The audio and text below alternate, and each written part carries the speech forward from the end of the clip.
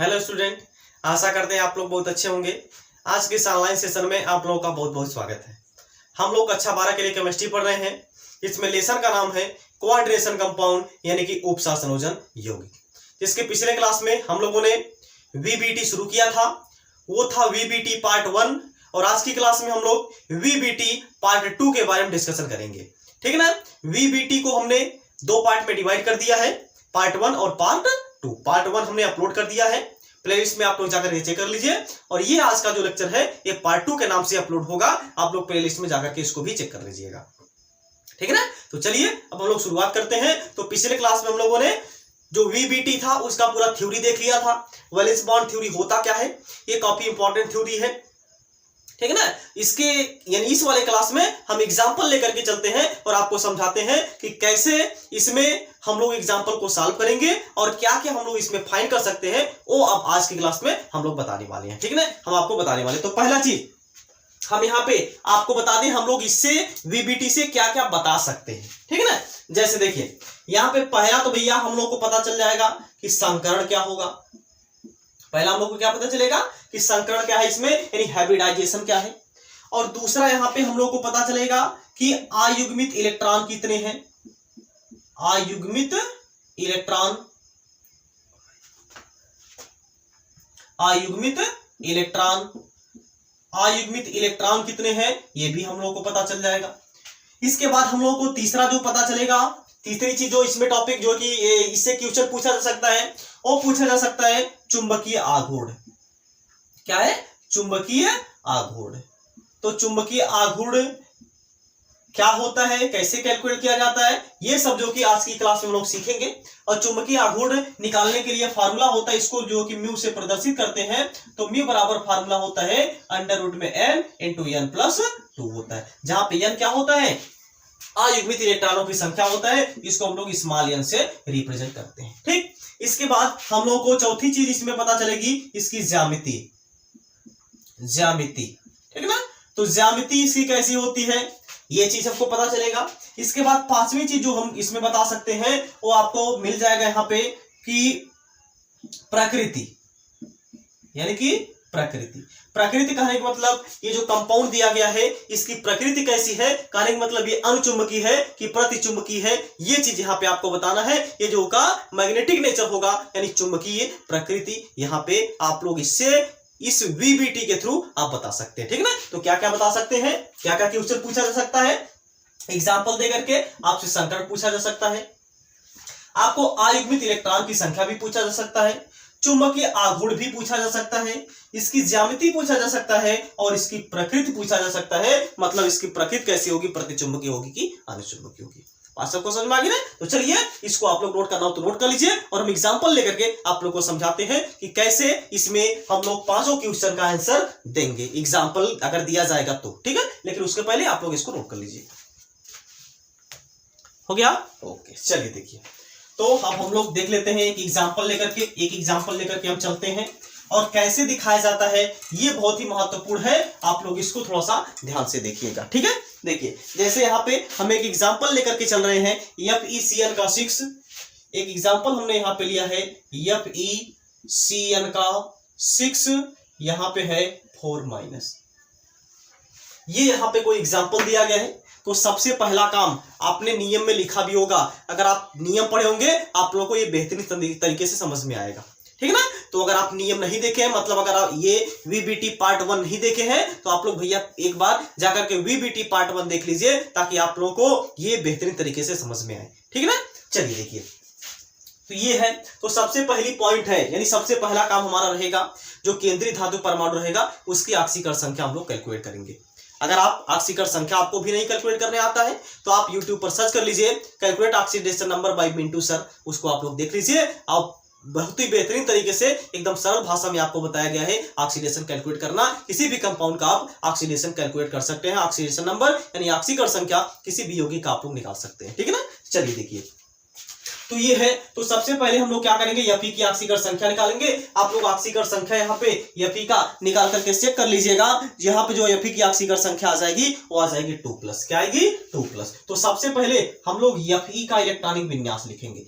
तो Fe का जब हम लोग इलेक्ट्रॉनिक विन्यास लिखेंगे तो क्या मिलेगा 1s2 2s2 2p6 3s2 3p6 3d6 हो जाएगा और यहाँ पे 4s2 हो जाएगा। क्योंकि Fe जो होता है इसका परमाणु क्रमांक होता है 26 यानी इसका परमाणु क्रमांक होता है 26। अब देखिए आपने पहला पॉइंट नियम में पढ़ा होगा कि जो केंद्रीय धातु परमाणु होता है वो अपनी ऑक्सीकरण संख्या के बराबर क्या करता है, इलेक्ट्रॉन त्याग करके धनायन बनाता है। तो यहाँ पे ऑक्सीकरण संख्या कितनी है 2+, यानी कि ये अपनी ऑक्सीकरण संख्या के बराबर क्या करेगा, इलेक्ट्रॉन को त्यागेगा, यानी कि ये बनाएगा Fe2+। अब हम लोग Fe2+ का इलेक्ट्रॉनिक विन्यास लिखेंगे। आप जानते हैं किसी भी परमाणु पर प्लस का चार्ज कब आता है, जब वह किसी को इलेक्ट्रॉन दे देता है, जब वह इलेक्ट्रॉन लूज कर देता है, जब वह इलेक्ट्रॉन किसी को दे देता है तभी उस पर जो कि प्लस का चार्ज आता है। और जितना इलेक्ट्रॉन देता भैया उतना इस पर प्लस का चार्ज आता है। तो Fe पर 2 प्लस का चार्ज है, मतलब Fe क्या किया है, 2 इलेक्ट्रॉन किसी को दिया है। ठीक, तो 2 इलेक्ट्रॉन किसी को दिया है, इसका इलेक्ट्रॉनिक विन्यास क्या हो जाएगा। अब जरा ध्यान से देखिएगा, 2 इलेक्ट्रॉन जब दे दिया है इसमें क्या हो जाएगा, 2 इलेक्ट्रॉन कम हो जाएगा, तो सब सेम टू सेम इलेक्ट्रॉनिक विन्यास रहेगा। केवल यहाँ पे क्या हो जाएगा 3d6 हो जाएगा और यहाँ पे 4s में क्या हो जाएगा 0। और इसके बाद हम लोग लिख सकते हैं 4s के बाद क्या आएगा 4p आएगा, इसमें जो कि 0 इलेक्ट्रॉन हो गया। 4p है, इसमें आपका कितना इलेक्ट्रॉन होगा, 0 इलेक्ट्रॉन होगा। बात समझ में आ गई? चलिए अब हम लोग बनाते हैं। देखिए अगर हम कक्षक बनाएं तो ये आपका, अगर हम Fe2+ का अगर हम कक्षक बनाएंगे तो क्या होगा, देखिए क्या है 3d6 है। तो पहले हम लोग 3d यानी d जो होता है इसमें 5 ऑर्बिटल होते हैं, तो 5 ऑर्बिटल बना दीजिए, 1 2 3 4 और यहाँ पे एक 5। ये कौन सा है, 3d वाला है। ठीक, इसके बाद 3d के बाद क्या है 4s है, तो ये हो जाएगा जो कि 4s। इसके बाद क्या आएगा 4p आएगा, तो ये जो है कि हो जाएगा 4p हो जाएगा। अब इलेक्ट्रॉन भर दीजिए, इसमें जो है कि देखिए कितने इलेक्ट्रॉन है 3d वाले में, देखिए 3d6 है, तो 1 2 3 4 5 और यहाँ पे एक 6 इलेक्ट्रॉन इसमें है। अब एक चीज जरा यहाँ पे ध्यान से देखिए, जैसे ही इसके संपर्क में कोई लिगेंड आएगा, जैसे ही इसके संपर्क में कोई लिगेंड आएगा, तो अब यहाँ पे हम लोग को ध्यान देना है ये जो लिगेंड है ये कैसा है, प्रबल लिगेंड है कि दुर्बल लिगेंड है। बात सबको समझ में आ गई ना। तो सबसे पहला काम हम लोग का क्या रहेगा, ऑक्सीकरण संख्या कैलकुलेट करना। ऑक्सीकरण संख्या के बराबर क्या करेगा, केंद्रीय धातु परमाणु इलेक्ट्रॉन त्यागेगा और इलेक्ट्रॉन त्याग करके धनायन बनाएगा, तो इलेक्ट्रॉन त्याग करके धनायन बनाया। इसके बाद हम लोग क्या करेंगे, इलेक्ट्रॉन को ऑर्बिटल में फिल करेंगे। फिल करने के बाद हम लोग को यह ध्यान देना होता है कि जो लिगेंड यहाँ पे दिया गया है या प्रबल लिगेंड है कि दुर्बल लिगेंड है। ये जो यहाँ पे हमने Cn लिया है, Cn का 6 यहाँ पे हमने लिया है, मतलब यहाँ पे जो साइनाइड आयन है या स्ट्रॉन्ग फील्ड लिगेंड है कि वीक फील्ड लिगेंड है, मतलब कि प्रबल लिगेंड है कि दुर्बल लिगेंड है। अगर प्रबल लिगेंड रहेगा तो क्या करेगा, इलेक्ट्रॉन को युग्मित कर देगा, मतलब कि ये जो इलेक्ट्रॉन है सभी ये इलेक्ट्रॉन जम करके इसमें चले आएंगे, मतलब सभी जो होगा जोड़े में हो जाएगा, सभी युग्मित हो जाएगा।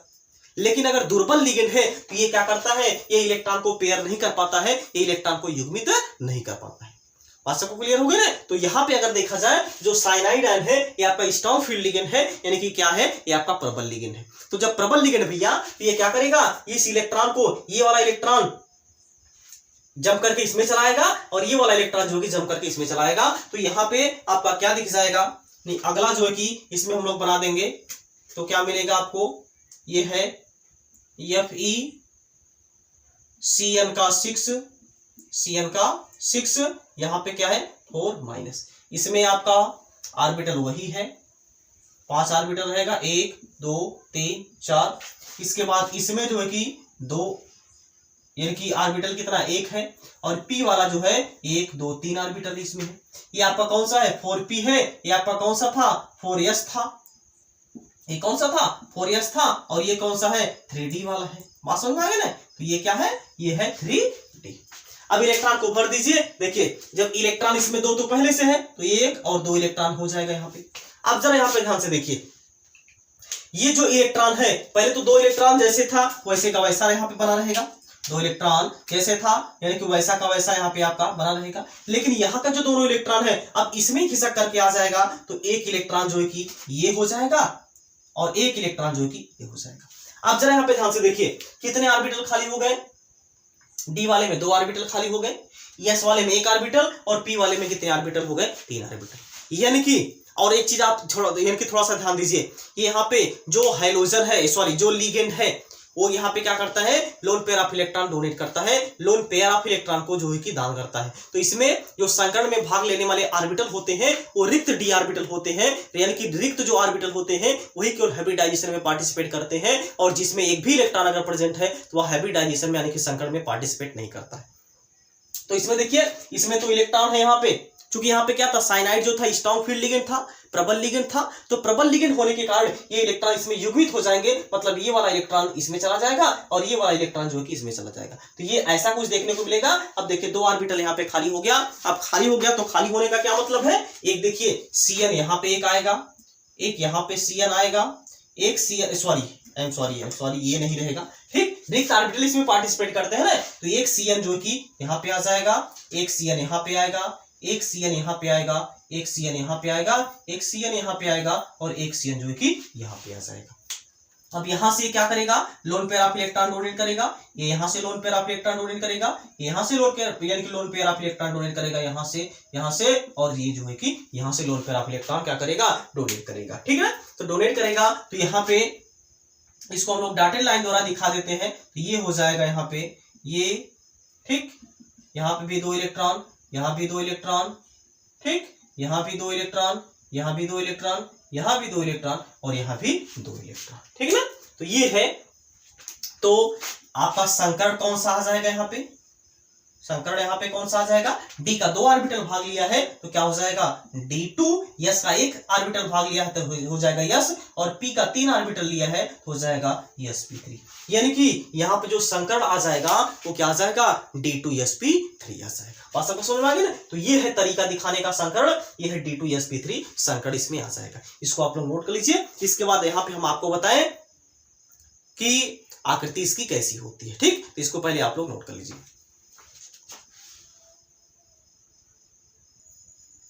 चलिए अब हम लोग इसकी आकृति जो कि देख लेते हैं, इसकी आकृति कैसी होती है, ठीक है ना। चलिए, तो आकृति बनाने के लिए यहाँ पे आपको एग्जाम्पल क्या है, FeCN का 6, यानी कि एक यहाँ पे क्या रहेगा भैया, Fe रहेगा, ठीक। तो यहाँ पे इसकी आकृति थोड़ा सा छोटा बनाएंगे, क्योंकि जगह जो कि स्पेस कम है, स्पेस कम होने की वजह से थोड़ा सा छोटा बनेगा, तो आप लोग थोड़ा सा इसको मैनेज करिएगा, ठीक। ये है यहाँ पे, ठीक। ये देखिए 4 लिगेंड हो गया, एक यहाँ पे Cn हो गया, एक Cn जो कि यहाँ पे हो गया, एक Cn यहाँ पे हो गया, एक Cn जो कि यहाँ पे हो जाएगा। इसके बाद अब एक Cn जो होगा इसके ऊपर आ जाएगा, और इसके बाद फिर एक Cn जो होगा भैया ये हो जाएगा इसके नीचे। इसके बाद इस पर जो चार्ज था वो चार्ज था 4- का चार्ज, तो ये हो जाएगा यहाँ पे 4- का चार्ज हो जाएगा, ठीक है ना। इस पर हो जाएगा 4- का चार्ज। ये जो है कि इसकी आकृति, इसकी आकृति कैसी है, ये आपको कैसी देखने को मिल रही है, इसको हम लोग बोलते हैं अष्टफलकीय। क्या बोलते हैं इसको, अष्टफलकीय बोलते हैं। लेकिन अभी हम आपको बता दे रहे हैं अष्टफलकीय होती कैसी है, देखने में कैसी मिलती है, ये अभी हम आपको बता देंगे। लेकिन उसके पहले हम आपको ये बता दें कि जो अभी हमने 5 पॉइंट बताया था वो 5 पॉइंट इसमें क्या होगा, कैसे होगा, ये अब हम यहाँ पे आपको बता दें, ठीक है ना। देखिए, तो पहली यहाँ पे पॉइंट हमने आपको क्या बताया था, संकरण। पहली पॉइंट हमने यहाँ पे आपको क्या बताया था, संकरण, यानी कि संकरण इसमें क्या होगा, तो संकरण आपने क्या यानी कि देखा क्या हो जाएगा, D2sp3 हो जाएगा। क्या हो जाएगा, D2sp3।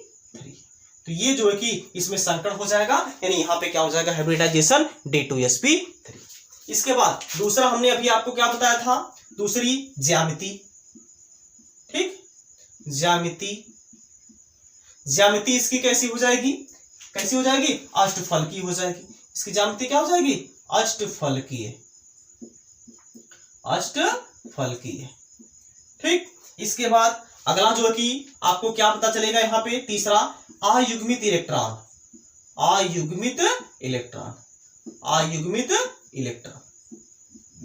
तो अयुग्मित इलेक्ट्रॉन कितने हैं इसमें, देखिए ऐसे कितने इलेक्ट्रॉन है जो सिंगल है, सिंगल यहाँ पे है कोई नहीं है, मतलब अयुग्मित इलेक्ट्रॉन कितना आ जाएगा, 0। जब अयुग्मित इलेक्ट्रॉन 0 आ गया तो यहाँ पे जो कि चुंबकीय आघूर्ण कितना आ जाएगा, चुंबकीय आघूर्ण कितना आ जाएगा,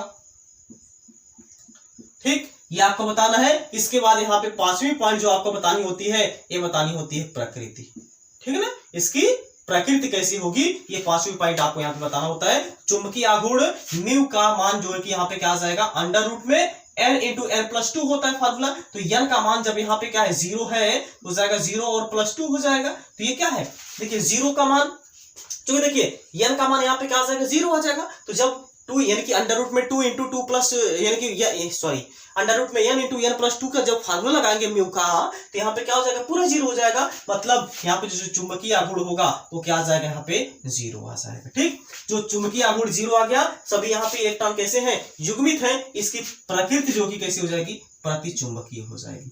कैसी हो जाएगी, प्रतिचुंबकीय।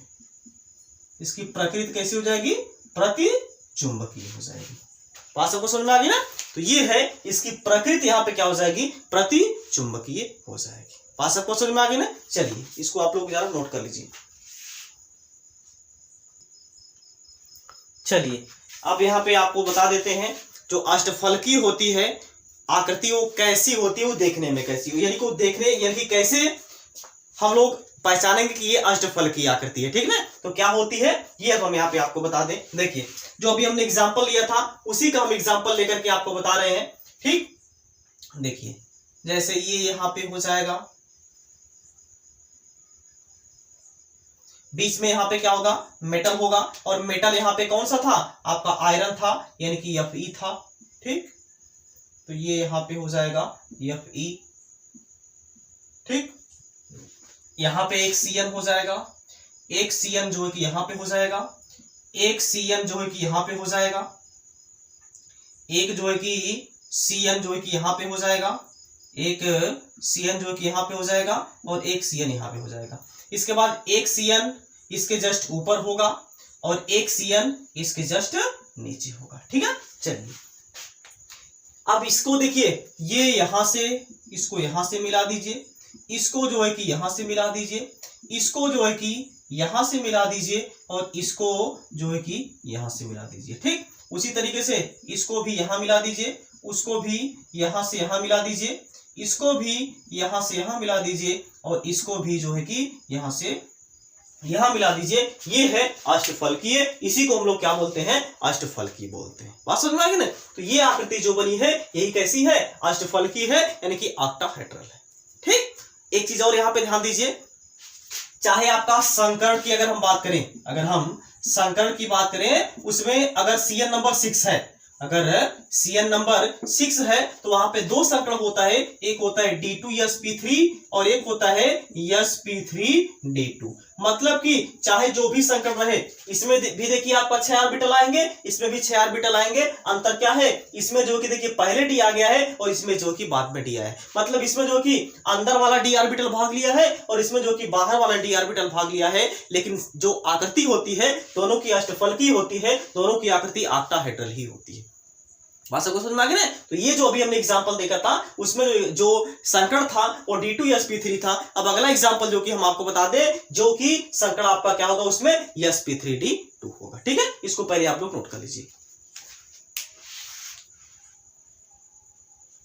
हो गया, ओके। चलिए अब हम जो है कि अगला एग्जांपल दे देते हैं, अगला एग्जांपल लेकर के आपको बताते हैं।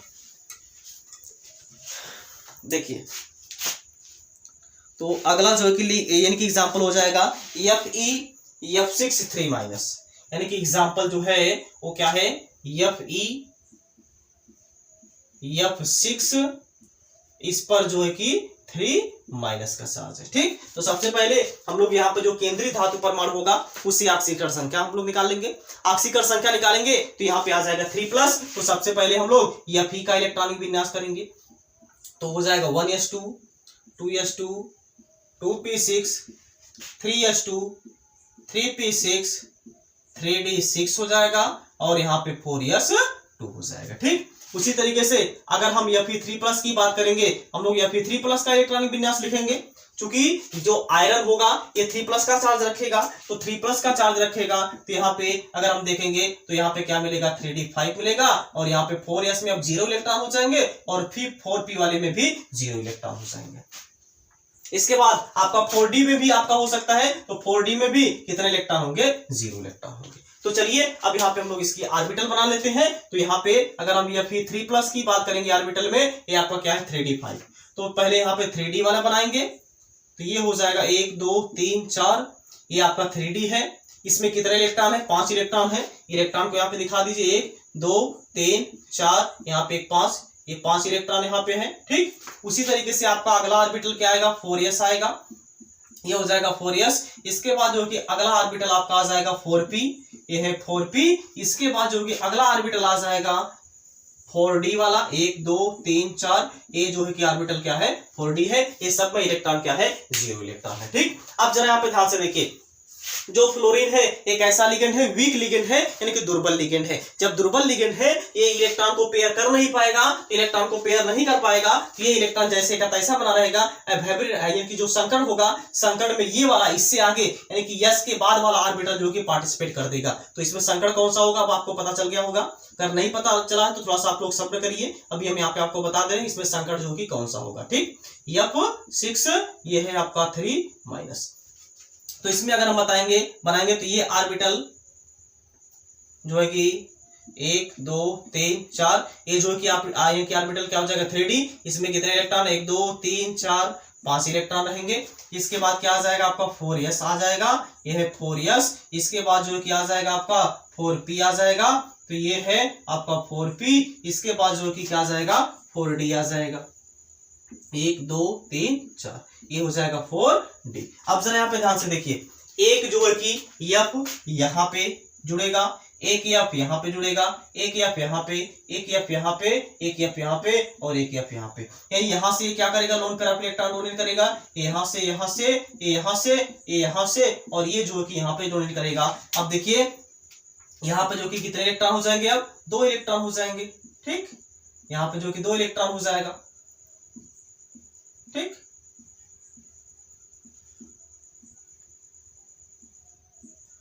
अब देखिए यहाँ पे संकट कौन सा हो जाएगा, यस का कितना ऑर्बिटल भाग लिया है, 1 हो जाएगा यस। ठीक, क्या हो जाएगा यस। पी का 3 लिया है तो क्या हो जाएगा P3, और डी का 2 लिया है तो क्या हो जाएगा D2। यानी कि यहाँ पे जो संकट आ जाएगा वो संकट आएगा क्या, यस P3D2 आ जाएगा। ठीक, इसको आप लोग नोट कर लीजिए। इसके बाद हम आपको बताएं इसकी ज्यामिति कैसी होती है। ठीक ना, अभी हमने क्या बताया, आकृति तो सेम होती है, अष्टफल की ही होगी। बस सबको क्लियर हो गई ना, तो अष्टफल की आकृति ही होगी। अब इसको आप लोग नोट कर लीजिए। इसके बाद संकट भी तो हमने बता दिया है। आपका पहली पॉइंट हमने क्या लिखा था, संकट कौन सा होगा, संकट तो यहाँ पे आपको पता ही चल गया, यस P3D2, वहां पे आप लोग लिख लीजिएगा। दूसरा यहाँ पे आपको पता करना है आयुग्मित इलेक्ट्रॉन कितना है। तो आप लोग जरा यहाँ पे कमेंट करके बता दीजिएगा कि यहाँ पे कि जो आयुग्मित इलेक्ट्रॉन है वो कितने हैं। आप लोग थोड़ा सा वीडियो को स्टॉप कर लीजिएगा, स्टॉप करके पहले आप लोग कमेंट बॉक्स में कमेंट कर दीजिएगा कि यहाँ पे आयुग्मित इलेक्ट्रॉनों की संख्या कितनी है। और इसके बाद म्यू का मान कितना आ जाएगा, मतलब चुंबकीय आघूर्ण का मान कितना आएगा, ये भी आप लोग कमेंट बॉक्स में कमेंट कर दीजिएगा। ठीक है ना। इसके बाद ज्यामिति यानी कि ज्यामिति तो इसकी बता दिया गया कैसे होगी, अष्टफल की होगी। और इसकी प्रकृति आपको बता देना है, मतलब ये प्रतिचुंबकीय है कि अनुचुंबकीय है। क्लियर ना, इसको पहले आप लोग नोट कर लीजिए। ठीक है, हो गया, ओके। चलिए देखिए, तो आकृति तो इसकी बनानी नहीं है, इसकी आकृति तो बनानी नहीं है, क्योंकि आकृति इसकी भी सेम टू सेम होगी। जैसे वहां पे आपका केवल जो CM था उसके स्थान पर आपका क्या हो जाएगा, यहाँ पे F हो जाएगा। ठीक है, तो क्या हो जाएगा यहाँ पे देख लीजिए। यहाँ पे अगर हम बात करेंगे म्यू का मान अगर हम निकालेंगे चुंबकीय आघूर्ण, क्या हो जाएगा फार्मूले में √n × n+2। n का मान कितना है जरा देखिए, 1 2 3 4 5, तो n का मान 5 है, तो म्यू बराबर आ जाएगा करड़ी में 5 × 5 + 2 आ जाएगा। इसको सॉल्व करेंगे तो म्यू बराबर आ जाएगा करड़ी में 5 2 7 बचे 35 आ जाएगा। इसका जो मात्रक होता है वो होता है Bm। कड़ी में 35 है, म्यू इक्वल टू कड़ी में 35 को अगर आप बाहर लेके आएंगे तो आप लोग वर्गमूल निकाल कर चेक कर लीजिएगा। हमें लग रहा है जहां तक उम्मीद है आएगा 5 पॉइंट, चूंकि देखिए 36 होता तो हम लोग 6 लिख देते। ठीक है, ये एक ही कम है 35 है, तो ये आपका हो जाएगा 5.67 या फिर इसके कुछ करीब होगा Bm। ठीक है ना, तो ये आ जाएगा चुंबकीय आघूर्ण, यानी इसमें जो कि म्यू का मान क्या आ जाएगा 6.7 Bm आ जाएगा। ठीक, इसके बाद n का मान कितना था अभी हमने बता ही दिया, n का मान कितना यहाँ पे 5 है। और यहाँ पे प्रकृति कितनी हो जाएगी ये चीज यहाँ पे आपको बताना है। प्रकृति जो है कि जब आपका अयुग्मित इलेक्ट्रॉन होता है तो उसकी प्रकृति कैसी हो जाती है, अनुचुंबकीय हो जाती है। इसकी प्रकृति कैसी हो जाएगी, अनुचुंबकीय हो जाएगी, अनुचुंबकीय हो जाएगी, अनुचुंबकीय हो जाएगी। ठीक है, इसको आप लोग पहले नोट कर लीजिए। हो गया, ओके। चलिए अब आप लोग के लिए हम होमवर्क दे देते हैं, आप लोग वो क्वेश्चन सॉल्व करिएगा और सॉल्व करके आपको जो 5 पॉइंट हमने बताया वो 5 पॉइंट यहाँ पे आपको बताना है। ठीक, तो पहला एग्जांपल इसमें आप लोग को दिया जा रहा है,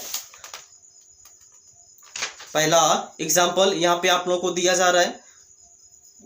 एग्जांपल जो है कि आपका हो जाएगा, 1 मिनट, चलिए देखिए। तो ये एग्जाम्पल है, इसमें आपको क्या क्या निकालना है वो हम पहले यहाँ पे आपको बता दें। पहला इसमें आपको संकरण निकाल करके बताना है कि संकरण क्या होगा। इसके बाद दूसरा इसमें आपको बताना है कि चुंबकीय, पहले तो इसमें आपको अयुग्मित इलेक्ट्रॉन बता देना है, अयुग्मित इलेक्ट्रॉन बता देना है कि अयुग्मित इलेक्ट्रॉन कितने होंगे। इसके बाद तीसरा इसमें आपको बता देना है कि चुंबकीय आघूर्ण, चुंबकीय आघूर्ण आपको बताना है। ये आप लोग अपने घर पे करेंगे, ठीक ना। हाँ, इसके बाद चौथा जो है कि आपका यहाँ पे आप लोग को बताना है इसकी ज्यामिति, ज्यामिति। ठीक, तो इतना चीज यहाँ पे आपको बताना। अच्छा, एक चीज और यहाँ पे आपको बता देना है, इसकी प्रकृति। ठीक, तो ये जो है कि 5 पॉइंट आप लोगों के लिए क्वेश्चन मार्क है, मतलब कि ये जो दोनों क्वेश्चन आपको दिया गया है इसमें आपको ये सभी के सभी चीजों का आंसर देना है, सभी के सभी ये क्या करना है, आप लोग को सॉल्व करना है और इसका आंसर जो कि देना है। ठीक है ना, इसको पहले आप लोग नोट कर लीजिए। हो गया, ओके। तो आज की क्लास हम यहीं पे समाप्त करेंगे। इसके बाद अगले क्लास में जो कि हम लोग अगली टॉपिक शुरू करेंगे जो कि है वीबीटी की लिमिटेशन। ठीक है ना, या फिर अभी एक चीज एन की एक इसमें बचा हुआ है उपसा संयोजन संख्या 4 के लिए। ये तो था उपसा संयोजन संख्या 6 के लिए, उपसा संयोजन संख्या 4 के लिए बचा हुआ है, उसको जो है कि हम अगले क्लास में जो कि कवर करेंगे। ठीक है, इसी के साथ अब हम लोग यहीं पे ये वीडियो को समाप्त करते हैं और अब हम लोग मिलते हैं नेक्स्ट क्लास में। तब तक आप लोग जहाँ पर रहिए, स्वस्थ रहिए, मस्त रहिए और अपने माता पिता का ख्याल रखिए। जय हिंद, जय भारत।